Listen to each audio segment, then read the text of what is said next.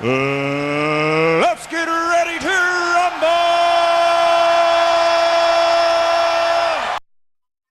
Hey everyone, guess who's back? It's the commish. I just wanted to talk about the schedule release. Basically, I'm just going to break it down week by week. And really what I want to talk about is just, when you look at the schedule, it's just like in real life, you got the Thursday night primetime game, which usually features two divisional rivals.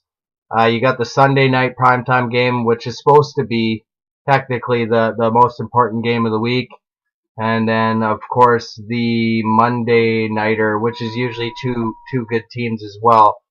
So when I look at week one, obviously I think the Thursday night primetime game would be just like it is this year in real life, a rematch of the final. In this one, it's Brian and the 12th man taking on Ryan and Deuce Bombers. I think the whole league should take notice on this one, just like the whole league's going to take notice on Thursday night when Denver plays Carolina. Definitely one to watch out for. Should be great to see who gets to 1-0 after that one. If I had to pick a Sunday nighter, primetime game, I'd probably say it's a rematch of the third place game. You got Krista and Storm taking on Justin and Falcon Power. Both these teams just fell short of getting into the final. Looking at both teams' keepers, they both have a great foundation, so really it's just going to be all about the draft. And then the Monday nighter, two guys that have been here from the beginning, two guys that I respect that are active out of the East Division. Robert and Templars is the defending East Division champion. Will take on Sean and Haha Monica Loves Clinton Dix. That East Division has always been a bit of a weaker division. Obviously, Sean has switched up his schedule or his strategy this year. We're going to see if it pays off. And for Robert and Templars, he's improved from year one. Year two, took the title. Should be interesting to see who starts 1-0 in that battle.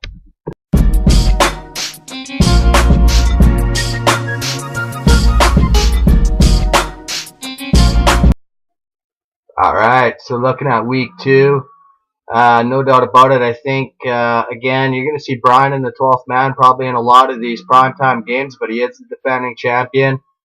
I see him being in the Sunday nighter again against Lucas and Green Lightning. The Thursday nighter, I see that, of course, being a divisional rival game again. Joshua, qualifier, who looks like he's going to be a contender with Halligan Smasher in a West Division matchup, taking on the defending West Division champion, Ryan and Deuce Bombers, who has a career record of 13-1, of course, as you saw in the last draft preview video. And then the Monday nighter, I see that being Chris and True North, who's again an original guy here in the League of Champs, always a contender, taking on Justin and Falcon Power, another original owner, who obviously made some big strides last year. So week two will tell a lot.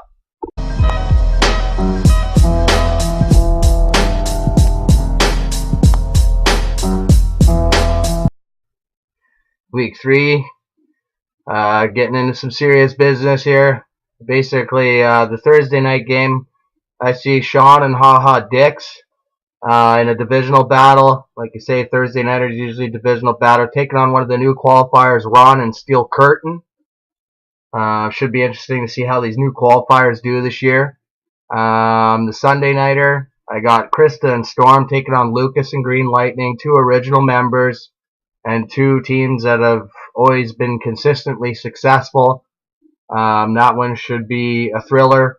And then for the Monday nighter, I see another, again, two long-time members, the first ever champion, George and Pack Attack, who I think is in trouble as far as draft picks go this year, so it should be interesting to see how it goes for him. Take on another team that I think is on the cusp of potentially moving down. It'll be up to him to prove me different, Mike and Winnipeg Jets. But I think that'll be a game to watch for both teams week three, just to see where they're at in the standings.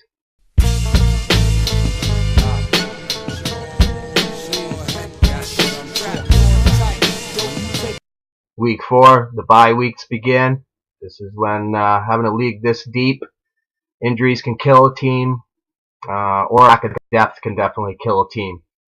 Week 4, I would say the Thursday primetime game would be myself and the commish taking on Justin and Falcon Power. The South Division title is something that's eluded the commish for 2 seasons. I feel like I have a chance to gain that crown this year, and what a better way to do it against Justin than the defending South Division champ.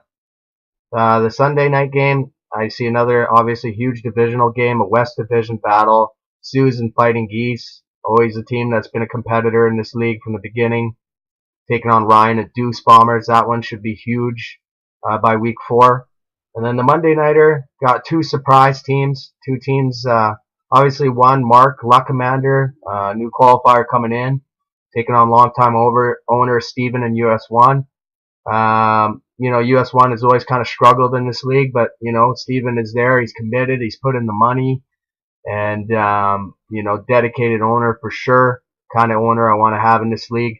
But basically, those 2 teams, they might be struggling, but they might not be by week 4. So week 4 should be interesting.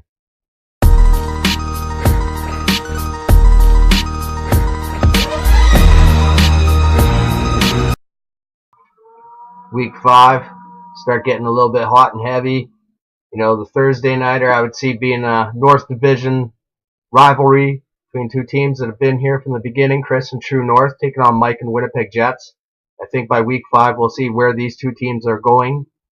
The Sunday nighter, I see a huge battle between 2 Seahawks fans, Brian and the 12th Man versus Krista and Storm. Obviously first place versus third place from last year.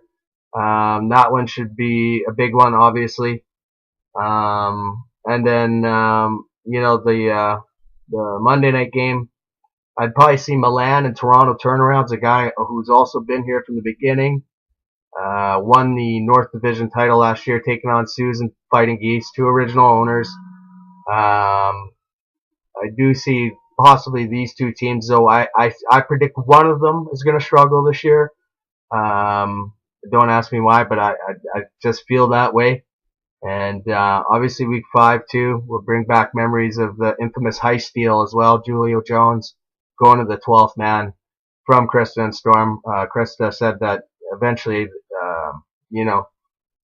the trade wouldn't affect her, and I guess we'll find out in week 5.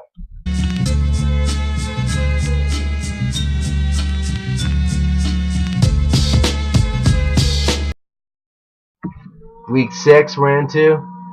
Thinking this one, you can see the Thursday nighter, and I'm biased when it comes obviously to my selections for the primetime games.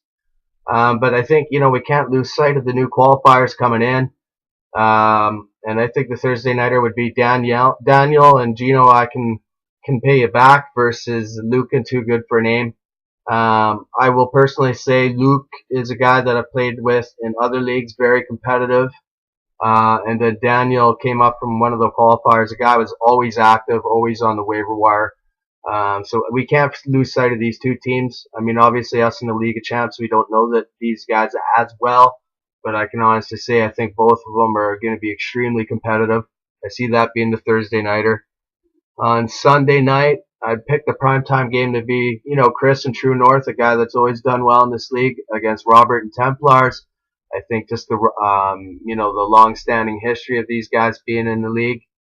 And then the Monday nighter, I would probably see it being basically the only 2 champions of the League of Champs, George, who won this league in year 1, with Pack Attack taking on Brian and the 12th Man, a matchup of the only champions. So I mean, it'd be interesting to see where these 2 teams are headed in year 3.